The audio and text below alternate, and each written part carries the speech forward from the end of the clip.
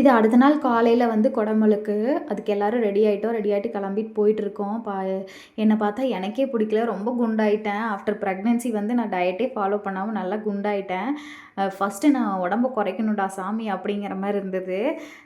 பார்த்தா வந்து ஸ்டார்ட் பண்ணிட்டாங்க. எல்லாம் வந்து கலசெல்லாம் எடுத்துட்டு வந்து வெளிய நின்னுட்டுருந்தாங்க. கரெக்ட்டா நம்ம வந்து ஜாயின் பண்ணிட்டோம். ஏன்னா நைட்டே அத்தைங்க என்ன சொல்லிட்டாங்கன்னா, "நீங்க உங்க வீட்டுக்கு போனீங்கன்னா ரெடியாகி வரமாட்டீங்க. ரொம்ப லேட் ஆகிடும். அப்புறம் குடமுழுக்கெல்லாம் முடிஞ்சிடும். அதனால் நீங்கள் எங்கள் வீட்டுக்கு வந்துருங்கன்னு சொல்லிட்டு அத்தை வீட்டுக்கு கூட்டிகிட்டு போயிட்டாங்க. அங்கேருந்து மார்னிங் நேரமாகவே எந்திரிச்சு கிளப்பி கூப்பிட்டு வந்துட்டாங்க. வந்து கரெக்டாக தீர்த்தம் வாங்கிட்டோம்.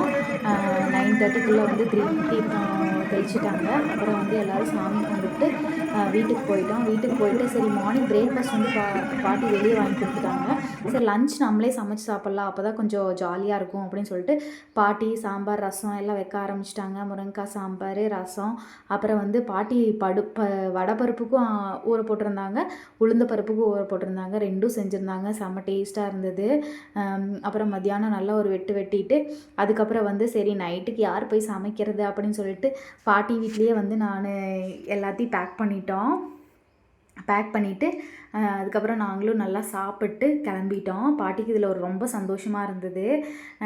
ஏன்னா பாட்டி சொல்லிட்டு இருந்தாங்க எல்லார் வீட்லேயும் ரிலேஷன் வராங்க, நம்ம வீட்டுக்கும் வரணும்னு சொல்லிட்டு இருந்தாங்க. அதனால தான் ரொம்ப ஜாலியாக இருந்தது.